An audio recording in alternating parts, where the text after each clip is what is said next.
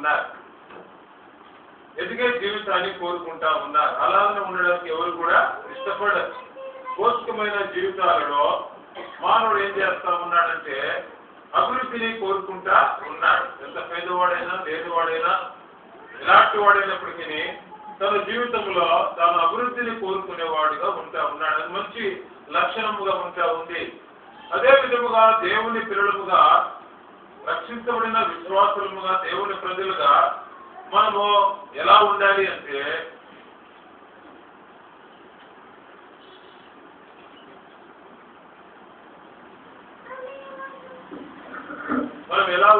అంటే ఆత్మీయంగా కూడా ప్రభువులో మనము అభివృద్ధి చెందే వారముగా మనం ఉండాలి. కేవలము రక్షణ ద్వారా తృప్తిపరచు అలాగే ఉండకుండా మరి ప్రభువులో రక్షకుడైన మన యేసుక్రీస్తు ప్రభువులో ఆయన వారిగా ఆయన పిల్లలుగా మనము అభివృద్ధి చెందే వారముగా మనం ఉండాలి. అంటే ఆయనలో అభివృద్ధి చెందడము అంటే ఆయన కృపలో ఆయన జ్ఞానములో మనము అభివృద్ధి చెందే వారముగా మనము ఉండాలి. అనగా దేవుని పిల్లలు అనునిత్యము ప్రభు రావడం వరకు ఈ వేటిని కోరుకునే వారుగా ఉండాలి. అంటే దేవుని కృపను కోరుకునే వారుగా ఉండాలి, దేవుని కృప చేత ఆవరించబడే వారుగా ఉండాలి, దేవుని కృపలో దాగి ఉండేవారుగా ఉండాలి, మరియు దేవుని జ్ఞానములో మరి నిలిచి ఉండేవారుగా, దేవుని జ్ఞానమందు నడిచేవారిగా, దేవుని జ్ఞానమందు మనం సాగిపోయేవారిగా మనం ఉండాలని దేవుని వాక్యము సెలవిస్తా ఉంది. ఎవరైతే యేసు ప్రభువుకు సాదృశ్యమైన కృపలో జ్ఞానమందు అభివృద్ధి చెందుతూ ఉంటారో వారు ఎలా ఉంటారంట, వారి జీవితాలు ఎలా ఉంటాయి, వారి ఆత్మ స్థితిగతులు ఏ అనుభవంలో ఉంటాయి, ప్రభు వారిని ఎట్టి విధానంలో వారిని దీవించేవాడుగా ఆయన ఉంటా ఉన్నాడు అని మనము జ్ఞాపకం చేసుకున్నప్పుడు బైబిల్ గ్రంథంలో ప్రేమైన వల్ల దేవుడు మనకు ఒక వ్యక్తిని చూపించేవాడుగా ఆయన ఉంటా ఉన్నాడు. చూడండి, మనము యోసేపు యొక్క జీవితాన్ని మనం జ్ఞాపకం చేసుకున్నప్పుడు ఆయన జీవితంలో ఈ రెండింటి యందు ఆయన అభివృద్ధి చెందిన వాడుగా ఉంటా ఉన్నాడు. కృపయందు దేవుని జ్ఞానమందు యేసుక్రీస్తు జ్ఞానమందు ఆయన అభివృద్ధి చెందిన వాడుగా ఆయన ఉంటా ఉన్నాడని దేవుని వాక్యం సెలవిస్తా ఉంది. ఈ రెండిట్లో ఆయన ఎదిగిన వాడుగా అభివృద్ధి చెందిన వాడుగా ఉంటా ఉన్నాడు కనుక ఆయన యొక్క ఆత్మీయ జీవితము ఏ అంతస్తులలో ప్రభు నడిపిస్తా ఉన్నాడు, ఆయన పొందిన ఆత్మీయ క్షేమం ఆత్మీయ లాభాలు ఎలాంటివో ఉంటా ఉన్నాయో మనం గమనించినప్పుడు నిజముగా మరి మనము ఏ స్థితిలో మనం ఉంటా ఉన్నాం, ఏ విషయాల్లో మనం అభివృద్ధి చెందుతా ఉన్నాం, ఎక్కడ మనం తగ్గిపోయే వారంగా మనం ఉంటా ఉన్నాం, ఎక్కడ మనము కొదువగలిగి లోటు కలిగిన వారంగా మనం ఉంటా ఉన్నామో పరీక్షించుకునే వారముగా మనం ఉండాలని దేవుని వాక్యము సెలవిస్తా ఉంటుంది. యోసేపు యొక్క జీవితాన్ని మనం కొంత ధ్యానించాలని నేను కోరుతా ఉంటున్నాను. ఆ కృపలోకి ఆయన ఎలాగో రాగలుగుతా ఉన్నాడు. ఆ కృపలోకి వచ్చిన యోసేపు ఎటువంటి దైవికమైన జ్ఞానములో ఆయన ఎదిగేవాడుగా అభివృద్ధి చెందేవాడుగా ఆయన ఉంటా ఉన్నాడు. యేసు ప్రభువుకు సాదృశ్యమైన జ్ఞానమందు ఆయన నిలిచి ఉండడం ద్వారా ఆత్మీయంగా ఆయన పొందిన మేలు ఎలాగా ఉంటా ఉన్నాయి.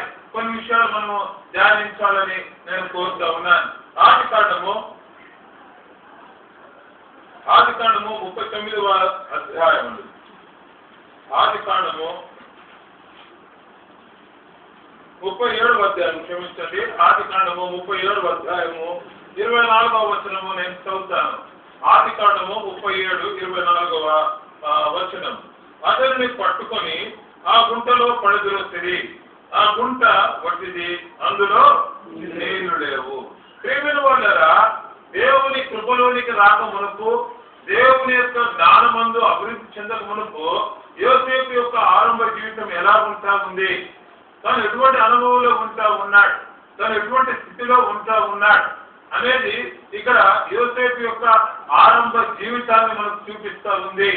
ఇక్కడ యోసేపు ఎట్లా ఉన్నాడంట, అతనిని పట్టుకొని ఆ గుంటలో పడద్రోసిరి, ఆ గుంట కొట్టిది, అందులో నీరు లేవు అంట.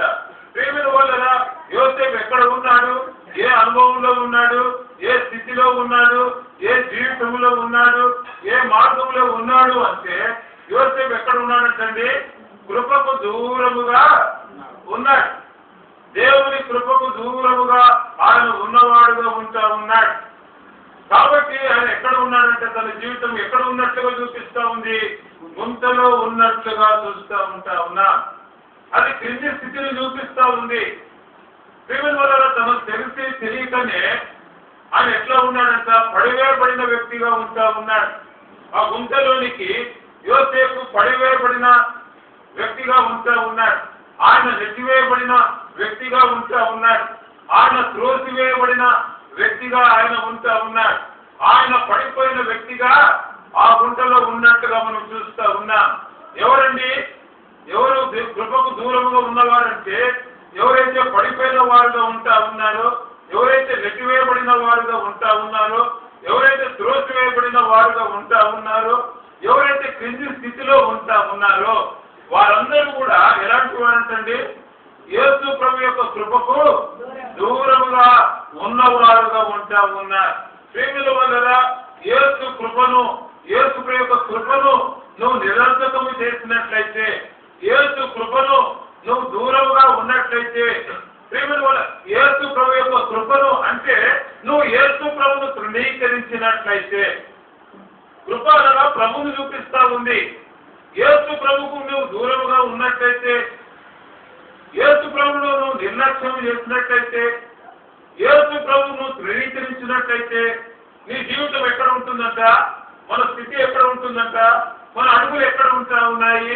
ప్రేమిల వల్ల మనం గుంత యొక్క అనుభవంలో ఉండేవారుగా మనం ఉన్నాం. మనం నెట్టివేయబడేవారుగా మనం ఉన్నాం. ఎక్కడి నుంచి? దేవుని కృప నుంచి, దేవుని ప్రేమ నుంచి, దేవుని సన్నిధి నుంచి, దేవుని యొక్క దయా వాత్సల్యత నుంచి మనము నెట్టివేయబడే పరిస్థితిలోనికి మనం ఉన్నాము. మనము త్రోసివేయబడే పరిస్థితిలోనికి మనం వెళ్తా ఉన్నాము. మనం పడవే స్థితిలోనికి మనం వెళ్తా ఉన్నాము అంట. కాబట్టి ఇక్కడ యోసేపు దేవుని కృపకు దూరముగా ఉండుట ద్వారా తన జీవితం ఎక్కడ ఉందంట? తనకు తెలియకుండానే తన సహోదరుల ద్వారా ఆ గుంతలోనికి నెట్టివేయబడతా ఉన్నాడు. పాతాళ స్థితిలో ఉన్నాడు. మరణ స్థాయిలో ఉన్నాడు. లేవలేని స్థితిలో ఆయన ఉన్నాడు. తన్ను తాను రక్షించుకోలేని స్థితిలో ఉన్నాడు. తన్ను తాను విమోచించుకోలేని జీవితంలో ఆయన ఉన్నాడు. అనగా ప్రేమిన వల్ల ఎవరైతే కృపకు దూరముగా ఉన్నారో, ఎవరైతే యేసు ప్రభుకు దూరముగా ఉన్నారో అలాంటి వారు రక్షణకు దూరముగా ఉన్నవారుగా ఉన్నారు. ప్రభు యొక్క రక్షణను నిర్లక్ష్యం చేసిన వారుగా, విమోచించబడలేని స్థితిలో వారు తమను తాము కాపాడుకోలేని స్థితిలో వారు ఉన్నారనే స్థితిని మనము ఎరుగుతూ రావాలి. కాబట్టి ప్రేమిన వల్ల తన యొక్క జీవితము తను తాను కాపాడుకోలేని నాశనకరమైన స్థితిలో తాను ఉన్నాడు. తను తాను పైకి లేవలేని స్థితిలో తాను ఉన్నాడు. కారణం ఏంటంటే తాను కృపకు దూరముగా ఉండి తనకు తెలియకుండానే ఆ యొక్క గుంటలో పడవేయబడిన స్థితిలో తాను ఉన్నాడు. కీర్తనలు 40వ అధ్యాయం 2వ వచనం చదవడమా? కీర్తనలు 42వ వచనం. నాశనకరమైన గుంటలో నుండి, గుంట దేనికి సాదృశ్యం అండి? గుంట దేనికి చూపిస్తా ఉంది? నాశనానికి చూపిస్తా ఉంది. ఎవరైతే కృపకు దూరముగా ఉన్నారో వారు దేనికి దగ్గరగా ఉన్నారట? నాశనానికి దగ్గరగా ఉన్నారు. ఎవరైతే కృపకు దూరముగా ఉన్నారో వారు రక్షణ లేని వారుగా ఉన్నారు.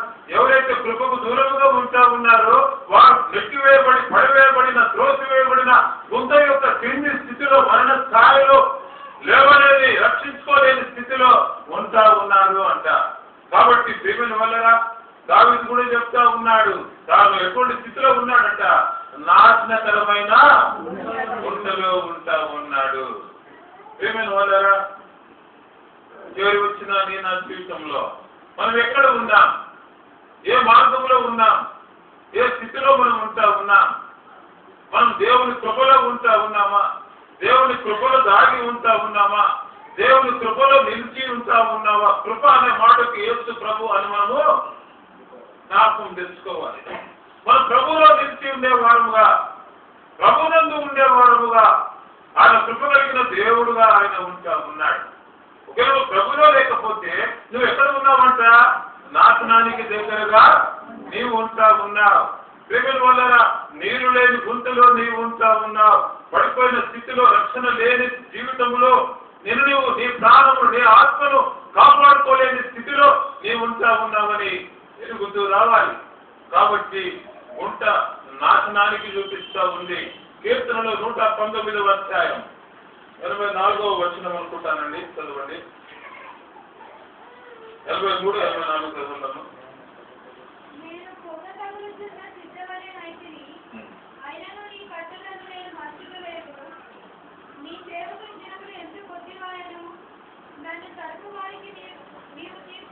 ఎనభై ఏళ్ళు చదవండమ్మా.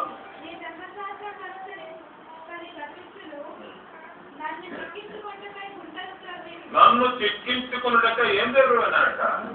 గుంతలు చదువుతావు. ప్రేమల వల్ల సాతాను ఈ దినాలు ఏం చదువుతా ఉంది అంటే పడవేయబడడానికి, నాశనం అవ్వడానికి, సాతాను యొక్క బంధకాలలో మరి చిక్కిపోవడానికి, దేవుని కృప నుంచి తిరిగిపోయి దేవుని కృప నుంచి దూరముగా తీసుకుపోవడానికి ఈ దినాలలో అది ఏం చదువుతా ఉందంటే గుంతలు చదువుతా ఉంది. కాబట్టి ప్రియమైన వల్ల మనం జ్ఞాపకము చేసుకోవాలి. ఇక్కడ యోసేపు యొక్క జీవితము ఎక్కడ ఉందంట? గుంతలో ఉన్నట్లుగా పడివేయబడి, నెట్టివేయబడి, తను తాను కాపాడుకోలేని కృపకు దూరముగా ఆయన ఉంటా ఉన్నాడు. ఈ దినాలలో కూడా ప్రియమైన అనేకులు పాపమని గుంటలో ఉంటా ఉన్నారు. పాపములకు దాసులైపోతా ఉన్నారు. పాపము చేత ఈడవబడుతూ ఉన్నారు. శరీర ఇచ్చల చేత, లోక ఆశల ద్వారా, దుర్నీతి ద్వారా సాతానుని గుంటలో చిక్కబడి వారు ఎక్కడ వెళ్తా ఉన్నారంట? నాశనకరమైన స్థితిలోనికి వారు వెళ్ళిపోతా ఉన్నారు. పాపముని గుంతలో లేవలేని స్థితిలో పాపములకు దాసులైపోయిన వారుగా ఉంటా ఉన్నారు. ఆ యొక్క దాసత్వముల నుంచి తమ్ముడు తాము కాపాడుకోలేని, తమను తాము విడిపించుకోలేని, తమను తాము రక్షించుకోలేని, తమను తాము విడుదల పొందలేని స్థితిలో నాశనకరమైన పాపాల మరణ స్థాయిలో మానవులు అనేకులు పాపములు బట్టి, పాపము చేత ఈడవబడి ప్రేమల వల్ల సాతాను అనే గుంట యొక్క ఉరిలో, చేతిలో చిక్కుకొని ప్రభు యొక్క ప్రభుకు చాలా దూరముగా వెళ్ళిపోయి నశించే ఆత్మలు అనేకములుగా ఉంటా ఉన్నాయి. కాబట్టి కృప కలిగిన దేవుడు, ఏ మానవుడు తన పాపములను నశించుకోవడం నాకు ఇష్టము లేదు అని చెప్పిన ఆ కృపా కనికరములు కలిగిన దేవుడు ప్రేమల వల్ల యోసేపును ప్రేమించిన దేవుడుగా ఉంటా ఉన్నాడు. అటువంటి స్థితిలో ఉంటున్న ఆ యోసేపు అద్భుతమైన దేవుని సహాయము వలన, అద్భుతమైన దేవుని కృప వలన ఏ స్థితిలో నుంచి బయటకు వచ్చినాడంటే గుంతలో నుండి, నాశనకరమైన స్థితిలో నుంచి, లేవలేని స్థితిలో నుంచి, పాతాళం యొక్క స్థితిలో నుంచి, మరణ స్థాయిలో నుంచి ప్రేమల వల్ల తను తాను కాపాడుకోలేని, విమోచించుకోలేని జీవితంలో తాను నిస్సహాయ స్థితిలో ఉంటా ఉన్నప్పుడు అద్భుతమైన దేవుని కృప యోసేపును రక్షిస్తూ వచ్చింది. దేవుని యొక్క కృప యోసేపును విమోచించి విడుదల చేసి ఆ యొక్క నాశనకరమైన ఆ ఉరి వంటి గుట్టలో నుంచి యోసేపు జీవితాన్ని, యోసేపు ఆత్మను, యోసేపు ఆ ప్రాణాన్ని ఆయన కాపాడిన దేవుడుగా ఆయన ఉంటా ఉన్నాడు. కాబట్టి ప్రియమైన వల్ల ఈ విషయాలను మనము జ్ఞాపకం చేసుకునే వారముగా మనం ఉండాలని దేవుని వాక్యం సెలవిస్తా ఉంది. యోసేపును కాపాడిన దేవుడు, యోసేపును మరి కృప చేత రక్షించిన ఆ దేవుడు ఈ దినములలో కూడా అనేకులు పాపమనే గుంటలో ఉంటున్న వారిని తన కృప ద్వారా రక్షించాలని ప్రభు కోరుతా ఉన్నాడు. కృప కనికరములు కలిగిన ఆ యేసు ప్రభు రక్షించాలని ఆయన ఆశపడుతూ ఉన్నట్టుగా మనం చూస్తూ ఉంటున్నాం. కారణం ఏంటంటే ప్రేమల వల్ల విలాప వాక్యములు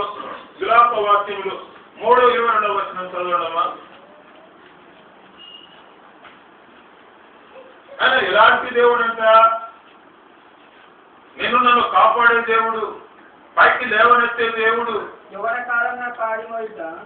నరునికి మేలు, అతని మీద దాన్ని మోపినవాడు యెహోవాయే. కనుక అతడు ఒంటరిగా కూర్చుండి మౌనంగా ఉండవలను, నిరీక్షణాధారం కలుగునేమో అని అతడు బూడిదలో మూతి పెట్టుకున్నవాడు. అతడు తను కొట్టువాడి తట్టు యెహోవా కృపగలవాడు. చాలండి. యెహోవా ఎలాంటి వాడంట? ఆయన కృప కలిగిన దేవుడుగా ఉంటా ఉన్నాడు.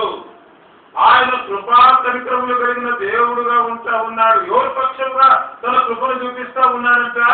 పడిపోయిన వారి పక్షముగా, నాశనంలో ఉన్న వారి పక్షముగా, సాతాను యొక్క ఉరిలో ఉన్న వారి పక్షముగా, గుంతలో పడివేయబడి నెట్టివేయబడి త్రోసివేయబడిన వారి పక్షముగా యెహోవా ఎట్లా ఉన్నాడట?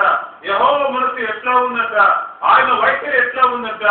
ఆయన కృప కలిగిన దేవుడుగా ఉంటా ఉన్నాడు. ప్రియమైనవారా, ఆయన గురించి మనం అనేక విషయాలను ధ్యానిస్తూ ఉంటున్నాం. ఆయన గురించి మనం వినేవాడముగా మనం ఉంటా ఉన్నాం. అయితే ఒక మాట ప్రభుత్వం తను జ్ఞాపకం చేస్తా ఉన్నాడు, నేను కృప కలిగిన దేవుడు. నీ స్థితి ఏమైనా, నీ బ్రతుకు ఏమైనా, నువ్వు ఏ జీవితంలో ఉన్నా, ఒకవేళ నువ్వు ఏ స్థితిలో పడిపోయినావో, ఏ గుంతలో పడిపోయినావో, నిన్ను నువ్వు రక్షించుకోలేని స్థితిలో ఉన్నావేమో, దాని కొరకే అనేకమైన ప్రయాస నువ్వు పడుతూ ఉన్నావేమో.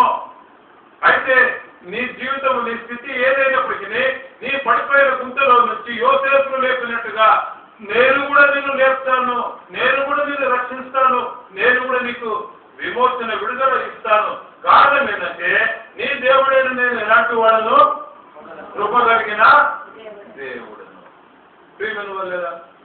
కాబట్టి మరో ఒక వాక్యము, కీర్తనలు 137వ వచనం. ఆయన కృప కలిగిన దేవుడు ఎంత?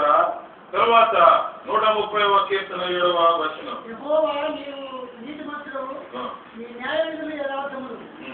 నీతిని బట్టి పూర్ణ విశ్వాసతను బట్టి నీ శాసనములను నియమిస్తుంది.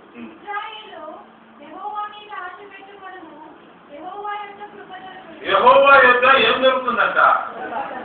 ఆయన కృప కలిగిన దేవుడు కాబట్టి ఆయన దగ్గర ఏం దొరుకుతుందంట? కృప దొరుకుతా ఉంది. ప్రియమైన వాళ్ళరా, ఆ కృప అనేది ఎవరి దగ్గర ఉందంట?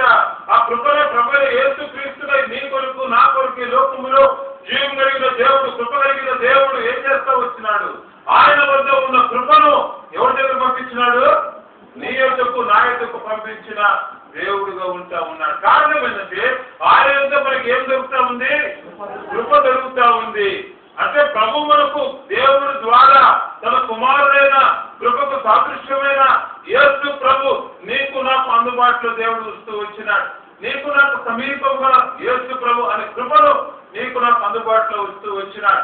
కాబట్టి దేవుడి వాక్యం ఏం చెప్తా ఉందండి? కృప ద్వారానే రక్షణ, కృప ద్వారానే రక్షణ. ఆయన కృప కలిగిన దేవుడు, ఆయన యొక్క కృప దొరుకుతా ఉంది. ఆ కృపను బట్టి ఏం దొరుకుతా ఉందంట? ఆ కృపలో ఏముందంట? రక్షణ. రక్షణ ఏ నామములో ఉందండి? యేసు నామము. యేసు ఎవరు? కృప. ఆ కృప ఎక్కడ ఉంది? దేవుని దగ్గర ఉంది. ప్రియమైన వాళ్ళారా, కాబట్టి కృప కలిగిన దేవుడు మానవ కాలములో శరీరధారి యేసు క్రీస్తు అనే నామములో నీ కొరకు నా కొరకు దిగి వచ్చి నీ నిమిత్తమై నా నిమిత్తమై మానవాళి కొరకై ఆయన ఏం సిద్ధం చేసినాడంటే రక్షణను సిద్ధం చేస్తున్నాడు. కాబట్టి రక్షణ ద్వారా ఒక వ్యక్తి గుంత అనుభవంలో నుంచి విమోచించబడిన వ్యక్తిగా ఉంటా ఉన్నాడు. కాబట్టి ఇప్పుడు యోసేపు దేని ద్వారా రక్షించబడ్డాడండి? ఏ కృపకైతే దూరంగా వెళ్ళిపోయినాడో ఆ కృపను బట్టి మరలా తన పడిపోయిన స్థితిలో నుంచి, తన లేవలేని స్థితిలో నుంచి అద్భుతమైన విధానములో కృప ద్వారా ఎవరు రక్షణ పొందినారు? యోసేపు రక్షణ పొందినట్లుగా మనం చూస్తూ ఉంటున్నాం. తాను విమోచన విడుదల పొందిన వ్యక్తిగా ఆయన ఉంటా ఉన్నాడు. కాబట్టి ప్రియమైన వాళ్ళరా, ప్రభు నిన్ను నన్ను కూడా రక్షించాలని ఆయన కోరుతా ఉంటున్నాడు. కీర్తనలు 33:5వ వచనం.